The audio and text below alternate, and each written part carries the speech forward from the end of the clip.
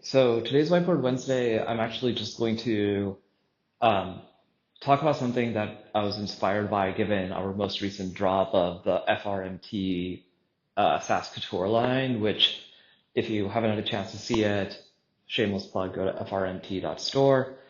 But the reason I was thinking about it was uh, I think most companies think about like what is the product advantage that you are creating. So like what is the product differentiation that you have created?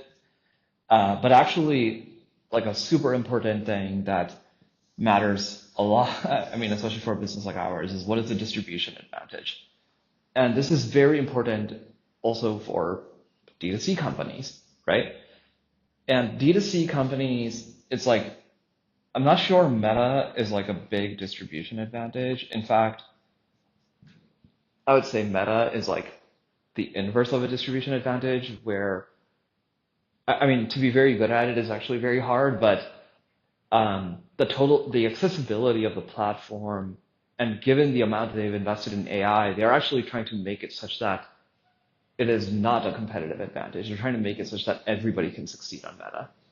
So in like the D2C world, it's things like, influencer gives you a big distribution advantage. What I mean by that is something like a Mr. Beast, right?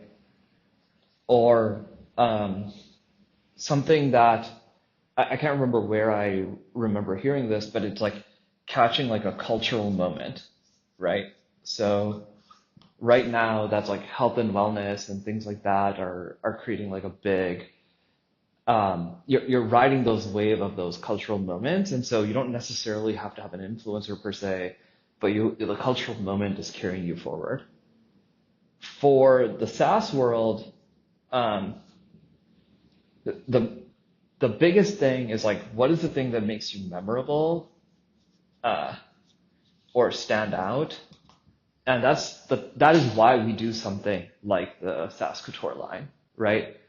Because in like the sea of software that is available, and like especially right now, given how easy it is to create the next software product, the hardest thing is not necessarily like how do you make your product different, which like good engineering can drive really good product differentiation, but how does somebody even like remember you or remember that you're different in the first place for them to actually make that purchase decision?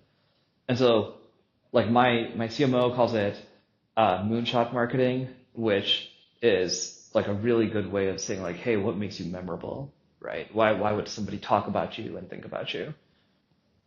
And then the other thing that creates distribution advantage in SaaS is you actually have some sort of like product driven distribution trick.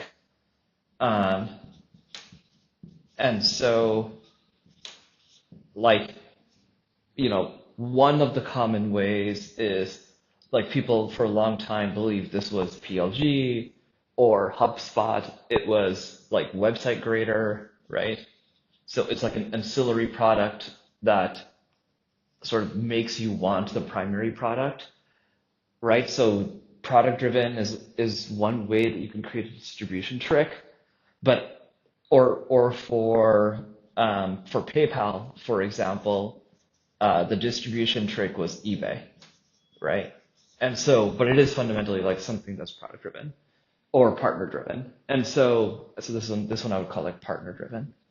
Um, but figuring out your distribution advantage in addition to your product differentiation, I think is a super important thing. And of course, in the long term, is what actually makes like a very, very high growth company grow even faster and gives you compounding advantages now across two axes instead of just one, which means competitors are unlikely to ever be able to catch up. So anyways, something to think about and something for, depending on your type of business to really ask yourself what your distribution advantage is.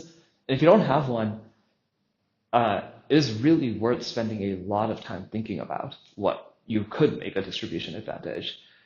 For sure, I spend the vast majority of my time thinking about that, not outside of the core operations, but that is the type of thing that I think is like the job of every founder and the job of every go-to-market executive team.